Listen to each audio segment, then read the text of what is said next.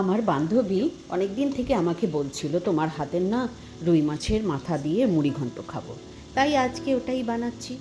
তো একটা কড়াই গরম বসিয়ে দিলাম, তার মধ্যে একটু নুন আর হলুদ দিয়ে মাছের মাথাগুলোকে একটা একটা করে ছেড়ে দিলাম। তারপর সেটাকে একটু ভালো করে ভেজে নিলাম। এই দেখো, বেশ সুন্দর ভাজা হয়েছে। এবারে একটা বাটিতে মাছের মাথাগুলোকে আমি উঠিয়ে আলাদা করে রেখে দেবো। সব কটা মাথায় উঠিয়ে দিলাম। এইবারে কড়াইতে আমি আরেকটু সর্ষের তেল দেব। একটু সর্ষের তেলের ফ্লেভারটা ভালো লাগে মাছের কোনোই জিনিসে। আর একটু ঘি দিলাম, এটাতে টেস্ট আর ফ্লেভার দুটোই খুব ভালো আসে।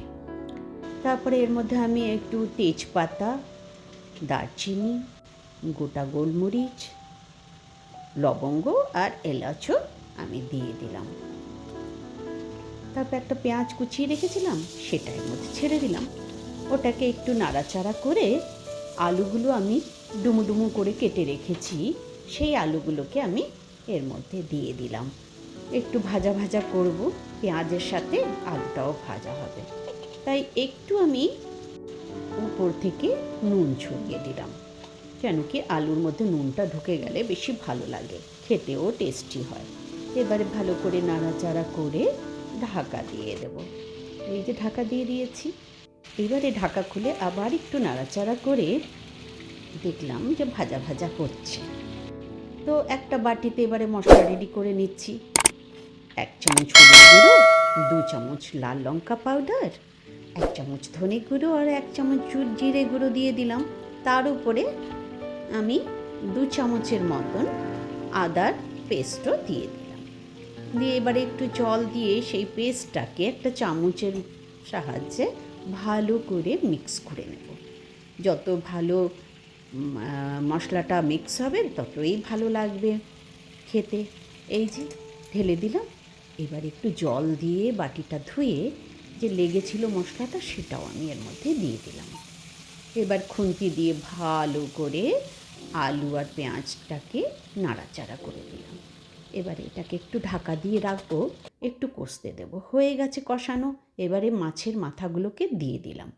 এবারে মাছের মাথাগুলো একটু হবে, তার জন্য একটু সামান্য গরম জল আমি এর উপর দিয়ে দিলাম।